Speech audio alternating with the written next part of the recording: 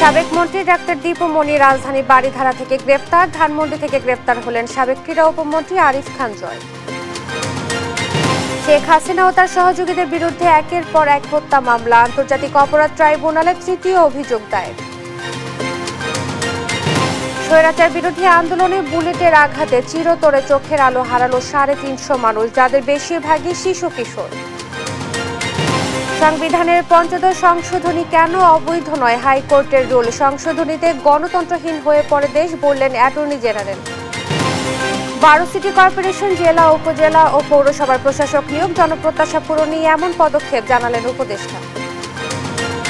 এবং অতিরিক্ত ডিআইজি গাজী মুজাম্মেল হক 11 বছর আত্মসাৎ করে 6,500 কোটি টাকার সম্পদ। ময়মনসিংহে আওয়ামী নেতার সম্পদের পাহাড়।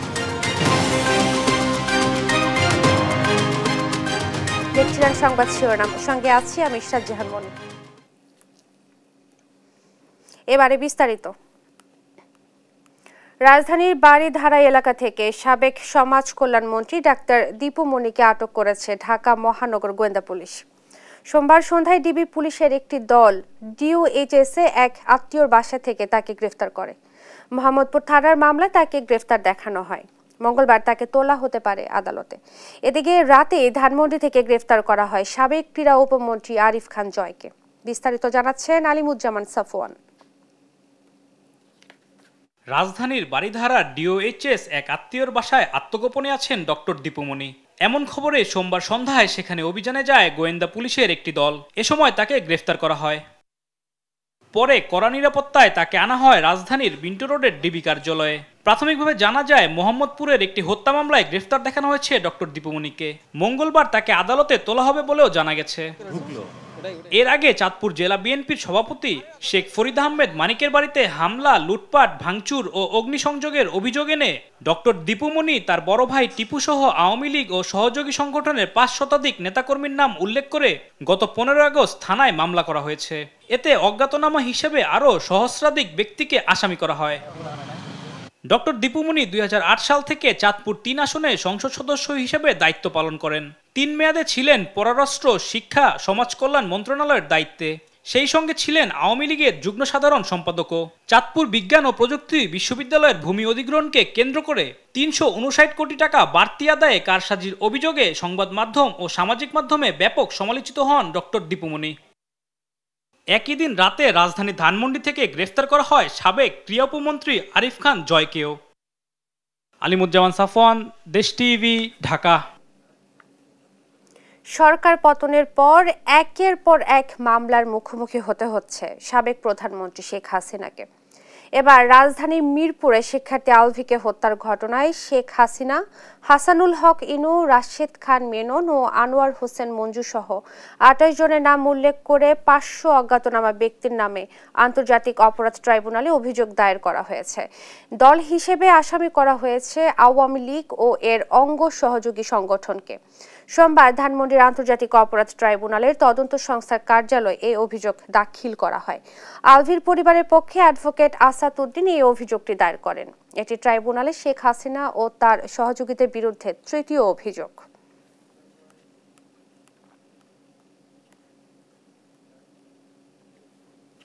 এদিকে চট্টগ্রাম ও নারায়ণগঞ্জে আলাদা দুটি হত্যা মামলা হয়েছে সাবেক প্রধানমন্ত্রী শেখ হাসিনার নামে। সোমবার দুপুরে পাঁচলাইশ থানায় নিহত ওয়াসিম আকরামের মা জোসনা বেগম বাদী হয়ে এ মামলা করেন। এতে শেখ হাসিনা ছাড়াও ওবায়দুল কাদের, হাসান মাহমুদ, নফেল সহ ১০৮ জনকে আসামি করা হয়। অজ্ঞাত আসামি রয়েছে আরও ১০০ থেকে ১৫০ জন। এদিকে রোববার রাতে নারায়ণগঞ্জের সিদ্দিগঞ্জ থানায় ৬২ জনের নাম উল্লেখ করে একটি হত্যা মামলা হয়। সহকর্মীদের তথ্য ছবিতে আপনপুর রিপোর্টে বিস্তারিত। গেল ১৬ জুলাই চট্টগ্রামের মুরাদপুরে কোটা আন্দোলন চলাকালে হামলা চালায় আওয়ামী লীগ ও অঙ্গ সংগঠনের নেতাকর্মীরা। গুলিতে নিহত হয় কলেজ শিক্ষার্থী ওয়াসিম আকরাম। তার মৃত্যুতে ইন্ধনদাতা হিসেবে সাবেক প্রধানমন্ত্রী শেখ হাসিনা, ওবায়দুল কাদের, হাসান মাহমুদ ও নওফেল সহ ১০৮ জনের বিরুদ্ধে হত্যা মামলা করেন নিহতের মা জোসনা বেগম। সোমবার পাঁচলাইশ থানায় করা মামলায় আরও ১০০ থেকে ১৫০ অজ্ঞাতকে আসামি করা হয়। এজাহারে উল্লেখ করা হয়, ঘটনার দিন বিকেলে আসামিদের নির্দেশেই হামলা, গুলি ও বোমা বিস্ফোরণ ঘটানো হয়। এতে হতাহত হয় অনেক শিক্ষার্থী ও সাধারণ মানুষ। গুলিবিদ্ধ অবস্থায় চমেক হাসপাতালে নিলে আকরামকে মৃত ঘোষণা করে চিকিৎসক।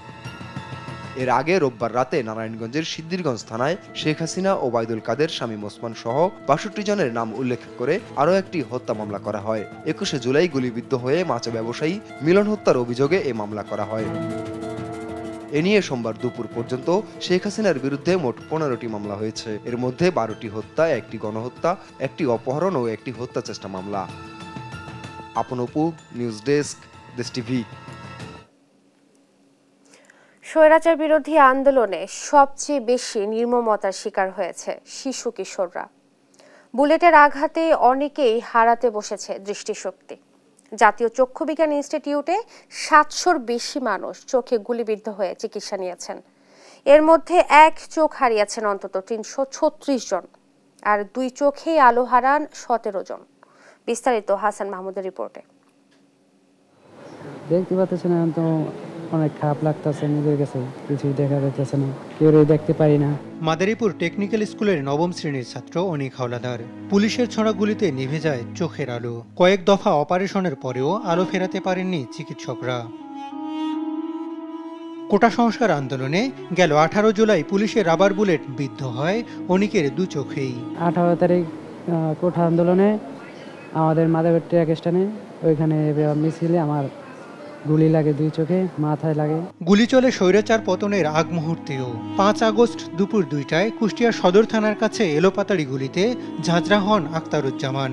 রাবার বুলেটে হারিয়েছেন একটি চোখ, আর শরীরে কয়েকশো বুলেট নিয়ে যন্ত্রণায় কাতরাচ্ছেন হাসপাতালে। তারা আমাকে ঘিরে ধরে আমার মাথায়, মুখে, চোখে, বুকে এবং পিঠে গুলি। ডাক্তার বলছে প্রায় ১ থেকে ১৫০ গুলি আছে আমার শরীরে। জাতীয় চক্ষু গবেষণা ইনস্টিটিউটে আন্দোলন ঘিরে চোখে গুলিবিদ্ধ হয়ে চিকিৎসা নিয়েছেন ৭০০-র বেশি রোগী। এর মধ্যে ৩৫০ জন হারিয়েছেন এক চোখ, আর ১৭ জন হারিয়েছেন ২ চোখই, যাদের বেশিরভাগই বয়সে তরুণ। গ্লাসে কাজ মুছতেছিলাম, কাছে পরে এই কানে লাগছিল ভাই। প্রথমে কানে লাগে, গিলাসে লাগছে, গিলাসে লাগে চোখে লাগছে। 4টা রাবার বুলেটের মারছিল, তো এর থেকে 4টা লাগছিল। একটা চোখে, গলায় লাগছিল, ঠোঁটে আর কপালে। গুলিবিদ্ধ হওয়ার পরও পদে পদে ভোগান্তি করা হয় বলে অভিযোগ করেন অনেকেই। যারা গুলি খাইছে পুলিশও ধরতো, ইভেন আওয়ামী লীগের যারা ছিল, এই ছাত্রলীগ, ওরাও ধরতো আমগরে। পরে এক পর্যায়ে ওদেরকে ফাঁকি দিয়ে আমাকে এই চক্ষু হাসপাতালে নিয়ে আসা হয়। তবে পরিস্থিতি স্বাভাবিক হওয়ায় চিকিৎসার সার্বিক খোঁজখবর নিচ্ছেন সমন্বয়করা। যথাসাধ্য চিকিৎসা দেওয়ার কথা জানান হাসপাতালের পরিচালক। অপারেশন হচ্ছে না কেন? রোগী বসায় রাখছেন 7 দিন 10 দিন হয়েছে, রোগী ওটা বসায় রাখা হয়েছে চোখের লালটা কমানোর জন্য, চোখটা একটু কোয়াইট হওয়ার জন্য, অপারেশনের জন্য রেডি করার জন্য। সুতরাং ডাক্তারি পয়েন্ট অফ ভিউতে যা যা করা দরকার আমরা তাই করছি। আমাদের এই চক্ষু বিজ্ঞান হাসপাতালের যে আমাদের খুব এক্সপার্ট সার্জন আছে, আমরা সবাইকে নির্দেশনা দিয়েছি। চোখ হারানো এসব রোগীকে প্রয়োজনে বিদেশে নিয়ে চিকিৎসার দাবি জানান সমন্বয়করা। প্রপার ট্রিটমেন্টটা যত আহত শিক্ষার্থী এবং ছাত্র জনতা আছে তাদেরকে যেন প্রপার ট্রিটমেন্টটা নিশ্চিত করে। হাসান মাহমুদ, দেশ টিভি, ঢাকা। সংবিধানে পঞ্চদশ সংশোধনী কেন অবৈধ নয় তা জানতে চেয়ে রুল জারি করেছেন হাইকোর্ট। রিটকারী আইনজীবী বলেন, ভবিষ্যৎ প্রজন্মের আশা আকাঙ্ক্ষা বাস্তবায়নে সংবিধান সংশোধনের পথ বন্ধ করে দিয়েছিল আওয়ামী লীগ। এই সংশোধনীর মধ্য দিয়ে দেশ গণতন্ত্রহীনতার দিকে এগিয়ে গেছে বলে মনে করেন অ্যাটর্নি জেনারেল। সাবরিনা মজুমদারের প্রতিবেদন। নবম জাতীয় সংসদ নির্বাচনে আওয়ামী লীগ ক্ষমতায় এসে সংবিধানের পঞ্চদশ সংশোধনী আনে। এতে তত্ত্বাবধায়ক সরকার ব্যবস্থা বাতিল এবং শেখ মুজিবুর রহমানকে জাতির জনক হিসেবে স্বীকৃতি দেয়া হয়। সোমবার এই সংশোধনী বাতিল চেয়ে রিটের শুনানি হয় হাইকোর্টে। শুনানি শেষে আদালত জানান, আপাতত এটি বাতিল বা স্থগিত কিছুই করছেন না তারা। পরে সংশোধনীটি কেন অবৈধ ঘোষণা করা হবে না তা জানতে চেয়ে 8 সপ্তাহের রুল জারি করে হাইকোর্ট। পঞ্চদশ সংশোধনী সংবিধানের মৌলিক কাঠামোকে আঘাত করেছে। এতে নির্বাচন ব্যবস্থা ধ্বংস হয়েছে বলে মনে করেন অন্যতম রিটকারী সুজন সম্পাদক বদিউল আলম মজুমদার। আমাদের সংবিধানের 142 অনুচ্ছেদে ছিল গণভোট করার বিধান, কিন্তু গণভোট না করেই এটা পাশ করা, পঞ্চদশ সংশোধনী পাশ করা হয়েছে সম্পূর্ণ জালিয়াতির মাধ্যমে, সংবিধান লঙ্ঘন করে, এই যে বিরাট বিভ্রান্তি সৃষ্টি করে স্বেচ্ছাচারীদের ভিত্তিতে পঞ্চদশ সংশোধনী পাশ করা হয়।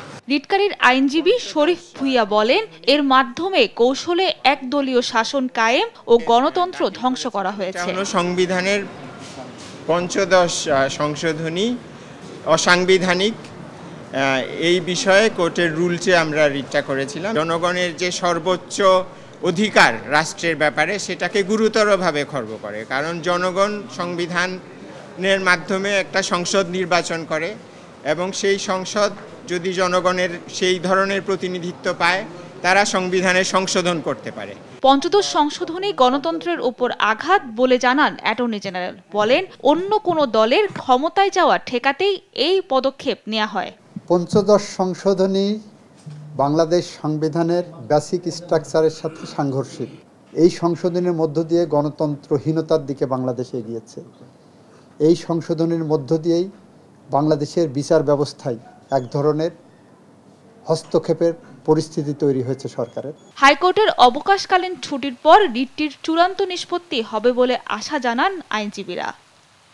সাবরিনা মজুমদার, দেশ টিভি, ঢাকা। ঢাকা উত্তর, দক্ষিণ সহ 12 সিটি কর্পোরেশনের মেয়রকে অপসারণ করে প্রশাসক নিয়োগ দিয়েছে সরকার। এছাড়া 60 জেলা পরিষদ, 493 উপজেলা পরিষদ এবং 323 পৌরসভাতেও প্রশাসক নিয়োগ দেওয়া হয়েছে। সেই সঙ্গে উপজেলা পরিষদের 988 জন ভাইস চেয়ারম্যান ও মহিলা ভাইস চেয়ারম্যানকে অপসারণ করা হয়েছে।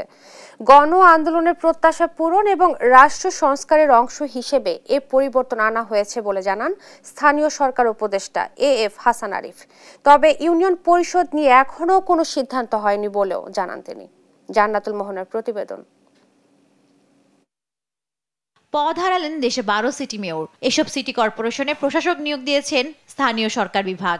ঢাকা উত্তর সিটির মেয়র আতিকুল ইসলামকে সরিয়ে মাহমুদুল হাসানকে এবং ঢাকা দক্ষিণের মেয়র শেখ ফজলেনুর তাপসকে সরিয়ে ডক্টর মোহাম্মদ শের আলীকে প্রশাসক নিয়োগ দেওয়া হয়েছে। নারায়ণগঞ্জ সিটির প্রশাসক হয়েছেন অতিরিক্ত সচিব AHM কামরুজ্জামান। এছাড়া চট্টগ্রাম, খুলনা, বরিশাল, সিলেট, রংপুর, ময়মনসিংহ এবং গাজীপুর সিটিতে বিভাগীয় কমিশনারকে প্রশাসকের দায়িত্ব দেওয়া হয়েছে।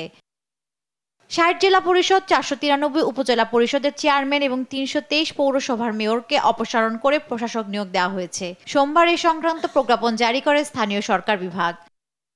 গণ আন্দোলনের প্রত্যাশা পূরণ এবং রাষ্ট্র সংস্কারের অংশ হিসেবে এই পদক্ষেপ নেওয়ার কথা জানান স্থানীয় সরকার উপদেষ্টা। আন্দোলনের যে প্রত্যাশা এবং দাবি যে পুরনো কোনো রিজিম সংক্রান্ত বা রিজিমের সঙ্গে সম্পৃক্ত, এই প্রত্যেকটি কিন্তু হচ্ছে একটা রিপ্রেজেন্টেটিভ বডি, ছোট থেকে বড় পর্যন্ত, পার্লামেন্টের পরে ধাপে ধাপে ধাপে এক করে গ্রাম পর্যায় পর্যন্ত ইউনিয়ন পরিষদে। সুতরাং তারই ধারাবাহিকতায় যে রিজিমের সঙ্গে সম্পৃক্ত নতুন যে যুগের সূচনা ছাত্র আন্দোলনে গণ আন্দোলন, গণবিপ্লব সাধন করতে চাচ্ছে, তারই সেই প্রত্যাশারই একটা ধারাবাহিক এখানে প্রকাশ হয়। লোকাল গভর্নমেন্টকে একটা পরিচ্ছন্ন করার একটা প্রচেষ্টা। তবে ইউনিয়ন পরিষদ চেয়ারম্যান এবং সর্বপর্যায়ে কাউন্সিলর ও সদস্যদের বিষয়ে কোনো সিদ্ধান্ত হয়নি। ইউনিয়ন পরিষদ আমরা এই মুহূর্তে হাত দিচ্ছি না, যাচাই বাছাই করে দেখা যায় যে সেখানে কার্যক্রম কিরকম আছে। স্বচ্ছতা নিশ্চিত করতে প্রশাসন থেকে নিয়োগ দেওয়া হয়েছে বলেও জানান উপদেষ্টা এএফ হাসান আরিফ। সেই একই জান্নাতুল মোহনা, দেশ টিভি, ঢাকা। বিএনপির সর্বোচ্চ নীতি নির্ধারণী ফোরাম জাতীয় স্থায়ী কমিটির জরুরি বৈঠক অনুষ্ঠিত হয়েছে। সোমবার রাত 8:30টায় বিএনপি চেয়ারপারসনের গুলশানের রাজনৈতিক কার্যালয়ে এই বৈঠক অনুষ্ঠিত হয়। এতে লন্ডন থেকে ভার্চুয়ালি যুক্ত হয়ে সভাপতিত্ব করেন দলটির ভারপ্রাপ্ত চেয়ারম্যান তারেক রহমান। বিএনপি মহাসচিব মির্জা ফখরুল ইসলাম আলমগীর সহ স্থায়ী কমিটির সদস্যবৃন্দ এতে উপস্থিত ছিলেন।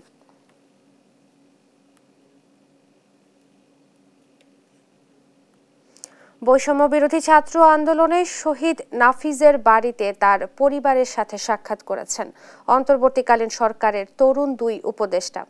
সোমবার রাত 8টায় তথ্য ও সম্প্রচার মন্ত্রণালয়ের উপদেষ্টা নাহিদ ইসলাম ও যুব ক্রীড়া মন্ত্রণালয়ের উপদেষ্টা আসিফ মাহমুদ সজীব ভুইয়া নাফিজের বাড়িতে যান। এ সময় উপদেষ্টা নাহিদ ইসলাম নিহত নাফিজের মা নাজমা আক্তারকে নাফিজের হত্যাকারীদের বিচার নিশ্চিতের আশ্বাস দেন।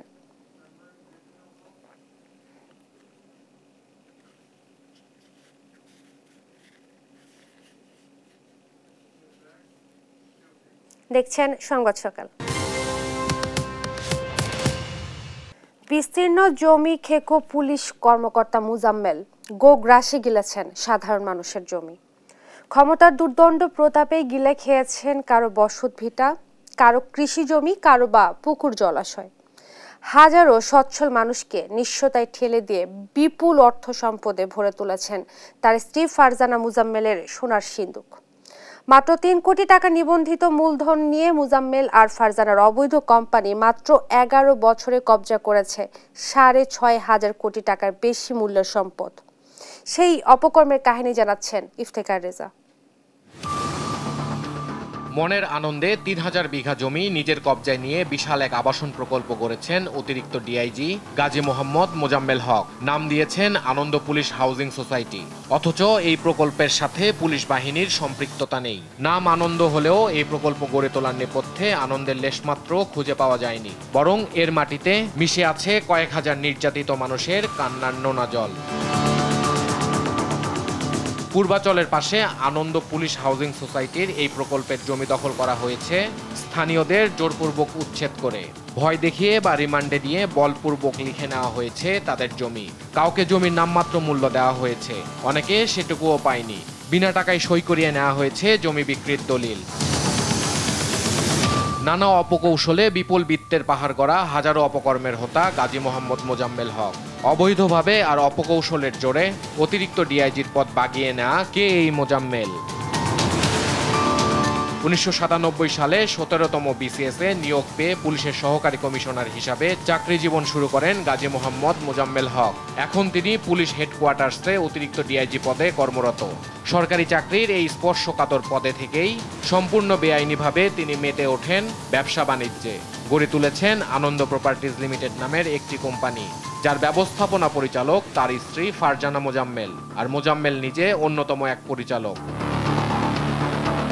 ভয় দেখিয়ে জমি দখল করতে প্রচার চালানো হয়েছে যে পূর্বাচলের পাশে আনন্দ পুলিশ হাউজিং সোসাইটি নামের এই প্রকল্পটি আনন্দ পুলিশ পরিবার বহুমুখী সমবায় সমিতির। পুলিশের এ ধরনের কোনো সমবায় সমিতি নেই। পুলিশ বাহিনীর নাম ভাঙিয়ে সাধারণ মানুষের জমি দখল করে এই প্রকল্পের মালিক আনন্দ প্রপার্টিজ লিমিটেড। আর এই প্রকল্পে আনন্দ প্রপার্টিজের দখলে নেয়া বিক্রয়যোগ্য সম্পদের পরিমাণ প্রায় 6,650 কোটি টাকা। অতিরিক্ত ডিআইজি গাজী মোহাম্মদ মোজাম্মেল হক এই বিপুল সম্পদের মালিকানা নিয়ে আইনের মারপ্যাচ এড়াতে স্ত্রী ফারজানা মোজাম্মেলকে বানিয়েছেন আনন্দ প্রপার্টিজের এমডি। নিজে পরিচালক হয়ে থেকেছেন কিছুটা আড়ালে। তবে জমি কেনা বেচায় বরাবরই পর্দার সামনে আসেন অতিরিক্ত ডিআইজি মোজাম্মেল হক। প্রকল্পের পরিচালক হিসেবে নথিপত্রে সইও করেন তিনি। মোজাম্মেল আর ফারজানার আনন্দ প্রপার্টিজ লিমিটেড নিবন্ধিত হয় 2013 সালের 16 জুন, নম্বর C109716। নিবন্ধিত মূলধন 3 কোটি টাকা। এই কোম্পানির 15,000 শেয়ারের মধ্যে 13,500-এর মালিকানা তার, যা মোট শেয়ারের 90%। বাকি 1,500 শেয়ারের মালিক হলেন খায়রুল আলম ও শহীদুল ইসলাম নামের দুই ব্যক্তি। এই দুজনকে প্রতিষ্ঠানের মালিকানায় দেখানো হলেও মূলত তারা প্রতিষ্ঠানটির কর্মচারী। মাত্র 3 কোটি টাকা নিবন্ধিত মূলধন নিয়ে যাত্রা শুরু করা এই কোম্পানির দখলে থাকা শুধুমাত্র পূর্বাচল সংলগ্ন প্রকল্পের জমির দামই এখন প্রায় 6,650 কোটি টাকা। স্থানীয়দের মধ্যে আতঙ্ক ছড়িয়ে প্রায় 3000 বিঘা জমি কবজা করলেও ভূমি অফিসের নথি বলছে প্রকল্পের খারিজ করা জমির পরিমাণ 400 বিঘা। আবার এই 400 বিঘা জমি নিয়েও রয়েছে মামলা। প্রায় 250 ভুক্তভোগী এই জমির মালিকানা দাবি করে মামলা করেছেন। আবাসন প্রকল্পের জমিতে মিশে আছে অনেক নির্যাতিত মানুষের চোখের জল। বাজার মূল্যের চেয়ে অনেক কমে নামমাত্র মূল্যে জমির মালিকানা লিখে নিয়েছেন মোজাম্মেল। জমি কবজা করতে কাউকে রিমান্ডে নিয়ে নির্যাতনও করেছেন। রূপগঞ্জের আবাসন প্রকল্প যেখানে গড়ে উঠেছে সেখানে একসময় বসত ভিটা এবং বিশাল মাছের খামার ছিল স্থানীয় বাসিন্দাদের। এখন তার খামারের কোনো চিহ্নই নেই। জমিগুলো কবজায় নিয়েছেন অতিরিক্ত ডিআইজি মোজাম্মেল। জমি রক্ষায় স্থানীয় প্রশাসন থেকে পুলিশের সর্বোচ্চ পর্যায় পর্যন্ত অভিযোগ করেও কোনো সুফল পায়নি এলাকাবাসী। অভাব এখন তাদের নিত্যদিনের সঙ্গী। ইফতেখার রেজা, দেশ টিভি, ঢাকা। কয়েক বছরেই নিয়োগ, তদবির ও দখল বাণিজ্য করে সম্পদের পাহাড় গড়েছেন ময়মনসিংহের তারাকান্দা উপজেলা আওয়ামী লীগের সাধারণ সম্পাদক বাবুল মিয়া সরকার ওরফে বাবুল মাস্টার। একসময় স্কুল শিক্ষক 2019-এ রাজনীতিতে যোগ দিয়েই হয়ে ওঠেন বেপরোয়া। তার সব অপকর্ম চলত তারই ভাতিজা সাবেক গণপূর্ত প্রতিমন্ত্রী শরীফ আহমেদের ছত্রছায়ায়। সহকর্মী ইলিয়াস আহমেদের প্রতিবেদন, জানাচ্ছেন আপন অপু। প্রাথমিক বিদ্যালয়ের চাকরি ছেড়ে 2019 সালে রাজনীতিতে নাম লেখান বাবুল মিয়া সরকার। ময়মনসিংহ 2 আসনের সাবেক সংসদ সদস্য শরীফ আহমেদের চাচা হওয়ার সুবাদে বনে যান তারাকান্দা উপজেলা আওয়ামী লীগের সাধারণ সম্পাদক।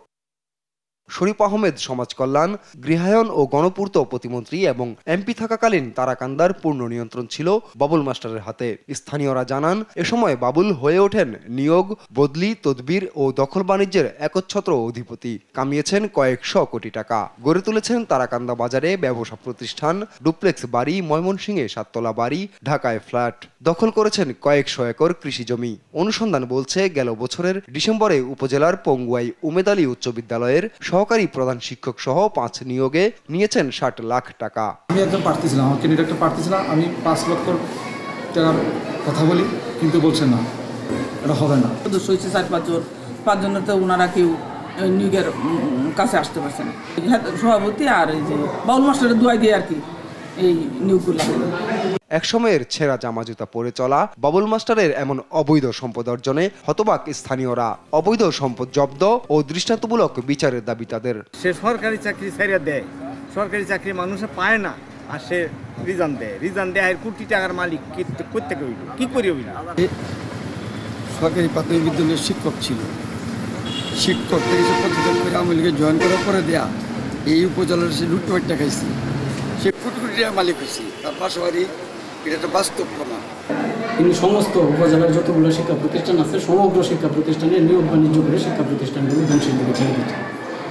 রাজনৈতিক পরিচয়ে যারা অবৈধ সম্পদের পাহাড় গড়েছেন তাদের আইনের আওতায় আনার দাবি সচেতন নাগরিক সমাজের। যারাই রাজনীতির নামে লুটপাট করেছে, টাকার পাহাড় গড়েছে, সম্পদ গড়েছে এবং অবৈধভাবে দেশের অর্থ বিদেশে পাচার করেছে, এদের ধরে দৃষ্টান্তমূলক শাস্তি দিবে। শেখ হাসিনা সরকার পতনের পর অন্যদের মতোই এই আওয়ামী লীগ নেতাও দিয়েছেন গা ঢাকা।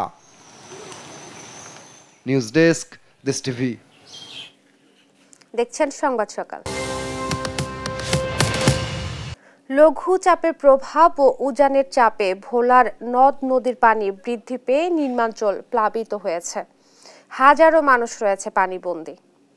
আরো জানাতে সরাসরি যুক্ত হচ্ছেন সহকর্মী ছোটন সাহা।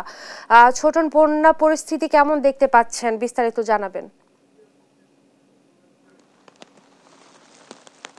ইশরাত, যে অবস্থা বিরাজ করছে যে গত 2 থেকে 3 দিন ধরে কিন্তু এই লঘুচাপের প্রভাব উপকূলে এবং একই সাথে কিন্তু পূর্ণিমার যে জো সেটিও যুক্ত হয়েছে। তো এই দুটি কারণে কিন্তু ভোলার যে নদ নদীর পানি রয়েছে সেটি কিন্তু অনেকটাই বৃদ্ধি পেয়েছে এবং সেটি বিপদ সীমা ছাড়িয়ে গিয়েছে। গত 24 ঘন্টায় কিন্তু এই মেঘনার পানি কিন্তু বিপদ সীমার 61 সেন্টিমিটার উপর দিয়ে প্রবাহিত হয়েছে এবং যে কারণে উপকূলের বাঁধের বাইরে যে সমস্ত নিচু এলাকা রয়েছে সেগুলো কিন্তু প্লাবিত হয়েছে, বিস্তীর্ণ জনপদ প্লাবিত হয়েছে, রাস্তাঘাট, বাড়ির আঙ্গিনা প্লাবিত হওয়ার কারণে উপকূলে যে সমস্ত বাসিন্দা রয়েছেন তারা কিন্তু অনেকটাই পানিবন্দী অবস্থায় পড়েছেন এবং সীমাহীন দুর্ভোগে তারা কিন্তু পড়েছেন।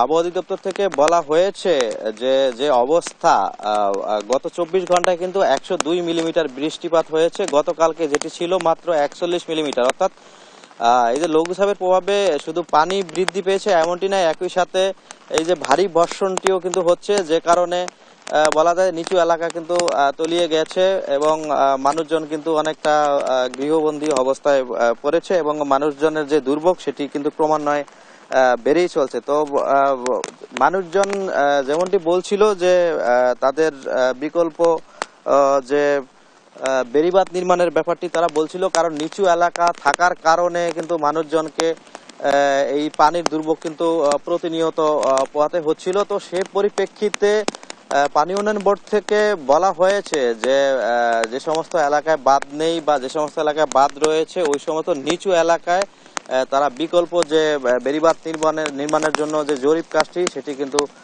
তারা একই সাথে করেছে। এবং আমরা আজকে সকাল থেকে দুর্গত এলাকায় ঘুরেছি, যে সমস্ত এলাকায় পানি ঢুকেছে ওই সমস্ত এলাকার বাসিন্দাদের সাথে কথা বলেছি। তারা যেমনটি বলছিল, তারা বলছিল যে এই পানিবন্দী থাকার কারণে তারা অনেকটা দুর্বিষহ দিন কাটাচ্ছেন এবং অনেকের ঘরে কিন্তু রান্নার চুলো জ্বলছে না, এবং যাদের ঘরে রান্নার চুলো জ্বলছে না তারা অনেকটাই আরো বেশি দুর্ভোগে পড়েছেন, এবং যারা বিশেষ করে শ্রমজীবী মানুষ রয়েছেন, দরিদ্র মানুষ রয়েছেন, সেই সমস্ত মানুষ কিন্তু ত্রাণ সহায়তার জন্য কিন্তু দাবিটি তুলেছেন, এবং তারা অতি দ্রুত যাতে ত্রাণ তাদের কাছে পৌঁছায় সেই দাবিটি কিন্তু জেলা প্রশাসনের পক্ষ থেকে চাওয়া হয়েছে। তবে জেলা প্রশাসন বা উপজেলা প্রশাসন থেকে এখন পর্যন্ত দুর্গত এলাকায় কোনো সহায়তা কার্যক্রম শুরু করেনি। তো ইরশাদ, এ ছিল আমার কাছে বলাতে যে নদ নদীর পানি বৃদ্ধি পেয়ে যে প্লাবিত হয়েছে নির্মাঞ্চল, তা নিয়ে সর্বশেষ তথ্য।